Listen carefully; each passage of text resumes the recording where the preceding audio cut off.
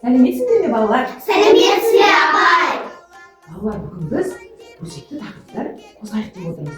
Ол заң мен тәртіп. Заң мен тәртіп. Не екен балалар? Тәртіпті болу үшін біз не істеуіміз керек? Үлкендер сыйлау керек.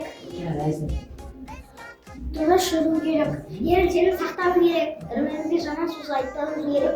Бір-бірімізді сыйлаймыз. Бір-бірімізді итермеу керек. Дұрыс айтасыңдар балалар. Тәртіп болған жерде заң да болады, иә балалар?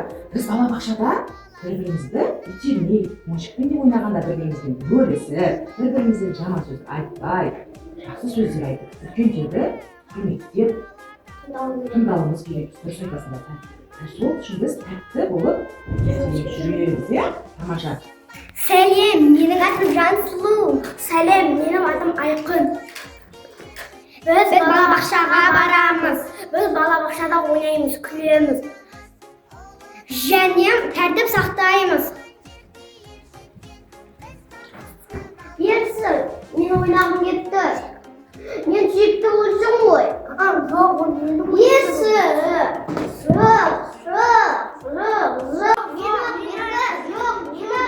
Бұлай таласуға болмайды. Бірге ойнау керек. Тәртіп сақтау керек. Жарайды, ала ғой. Мен басқа іспен ойнаймын. Айқын, қарасы досымыз қоқыс тастап отыр. Бұлай істеуге бола ма? Жоқ, болмайды. Біз балабақшамызды тазартуымыз керек. Балалар, кешіріңдер, енді қайталанбайды. Онда Рамазан келіп екеуміз мына жерде жиналсайық. Бұл да тәртіптің бір белгісі.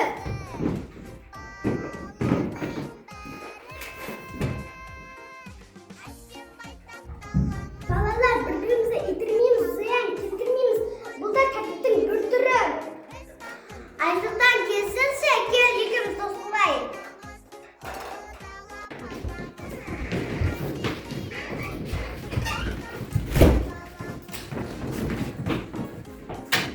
Тоқтай тұрыңдар, достар, бұлай кейін ақырып кетуге бола ма? Жоқ!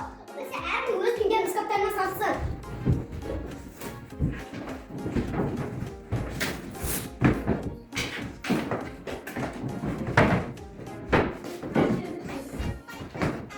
Бұл да тәртіптің бір түрі.